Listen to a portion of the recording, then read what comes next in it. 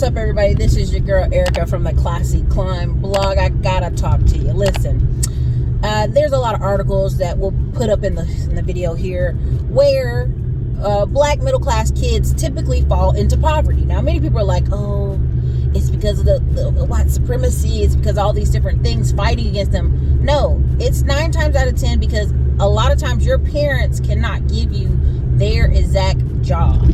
They cannot give you what made the special sauce for them. You have to create your own special sauce. Now, before you get mad with me, Kirk Franklin, there's an audio released of him cussing his son out.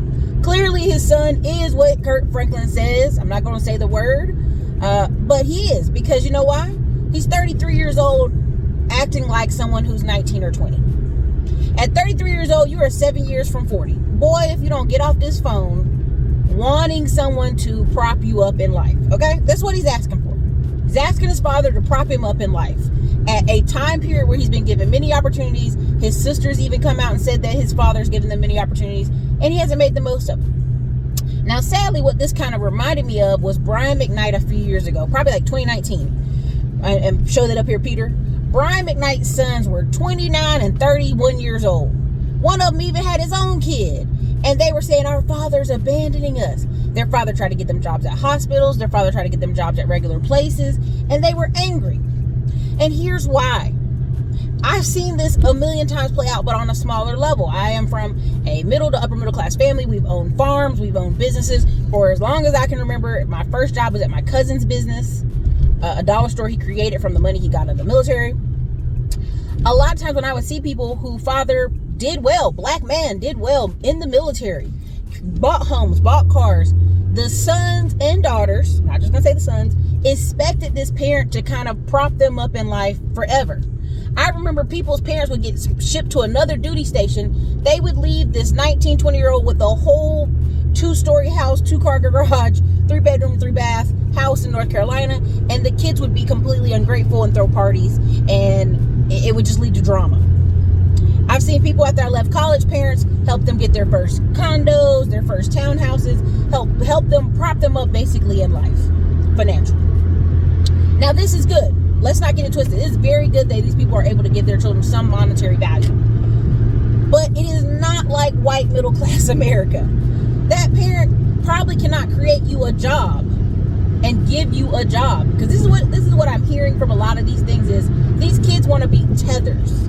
They don't want to have their own adult life. They kind of want to be in the music industry, around the music industry, propped up like their parent.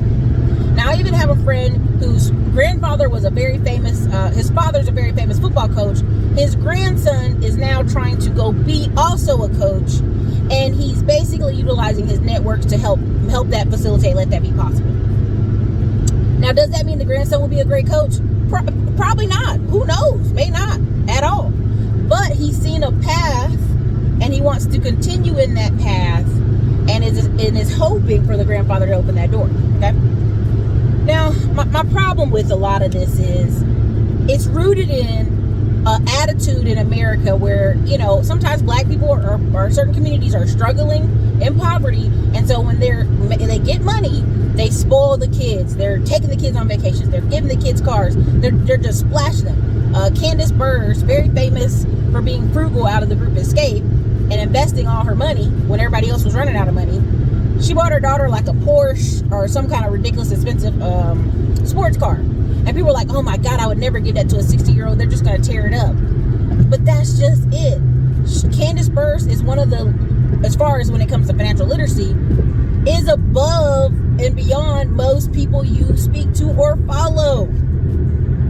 She's probably already charted a path for that young lady to go to school for free, go to college for free, go have some type of industry admin job with somebody in the music industry.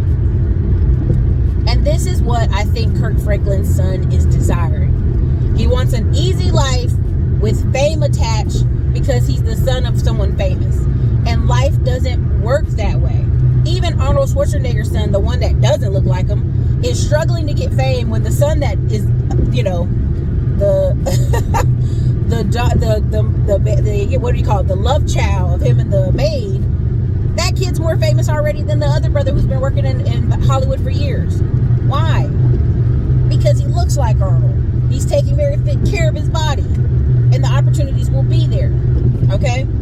Now, if I was Arnold Schwarzenegger, I'd probably do a movie with him, but that might piss the other children off. I'm not certain, because he looks so much like him. Okay. So part of what I'm trying to get you guys to understand about this is the problem in the black community. I'm sorry, I hate to do it, but when I talk to Latino folks, they try to prop their children up into businesses, to follow their footsteps in business. When I had my friends that were Korean moms, military dad, their moms were putting them as sorry, I'm looking for the word, on the credit card, a trade line on the credit card, and making sure their kid had credit starting out. There's a lot of ways to teach your children financial literacy, giving them the world, but also preparing them for adulthood. And I'm sorry, at 33, Kirk Franklin's son is on his own. Kirk Franklin doesn't owe him anymore. Now, does anybody parent want to see their child struggle? Never, never. No one wants to see your adult child struggle. I mean, even in the basic math, I remember talking to a friend and said her dad paid her rent for a year and also paid the lease on her car because she was in grad school. Now, I was sitting there like, what? But then I did the math. Her apartment was less than $1,000. Her car lease maybe been $500 a month. So her dad was investing what? Maybe 12 grand for the year, 12 to 15 grand. He probably could have swiped off a credit card so she could have somewhat peace of mind to study and then do what? Hopefully marry, because she was in grad school, right? And so what we're seeing in society is this economic thing where your child is believing, because you're a black middle class, that they should have access to your money, they should have access to your fame, they should have access to the hero story you created, and they don't create their own. They're almost overshadowed.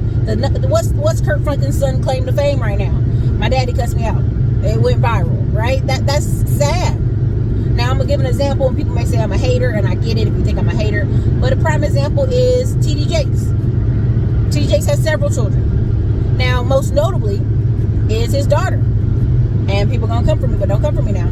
His daughter got pregnant at 12. I don't know what was going on. We all know preacher kids have bad histories and bad stories there. After the preacher kids did, pregnant at 12, then later on she got married around 18, 19, had more kids, okay? But was married, then got divorced, and now married the latest preacher. And she is now preaching from pulpits. She's got books, she's got motivational stuff. And you may be like, whoa, wait a minute. She still has that Jake's last name. Even though her history is very, very cluttered, right? She still is providing value. She's still giving motivational, she's giving good speeches. She has talent. She has a lot of talent. And that's probably something these other kids' children don't. So when they make a mistake, it's not like Kirk Franklin can make you a singer if you're not a singer. He can't make you a musician if you're not a musician. Same thing with Brian McKnight's sons. They trying to be singers, and it's like, baby, look at all the millions of singers that don't make it. Did you expect your father to bring you out on tour every year and you singing, you're the opening show? That's just not logical or realistic. Okay? So look, the point of this, what I'm trying to get you guys to understand is that when you read these articles that, middle class black kids fall into poverty, please take it with a grain of salt that you're thinking a lot of these kids are not able to do the same job as their parents. If your mom was in the military, you don't want to go to the military. Well, now that avenue of VA loans and free money, that's not there for you. GI Bill, that's not there for you. It's not there for you. Now, yes, your parents could give you the GI Bill. I know the rules and all that stuff. But in general, it's not there for you. If your daddy was a doctor and you don't want to be a doctor, guess what? Doctor money's not there for you. You're right? If you want to be a famous author because your daddy was a famous author, well, it took years for your daddy to be a famous author. With anything, there is investment of skill and time. And that is what they're going to have to make these kids understand, which, again, they're not kids. They're 33 years old. Dude's almost 40. I mean, at some point, you're like, hey, dude, you got to stand up. Unless something's mentally, defective about him, 33 years old, that's a wrap.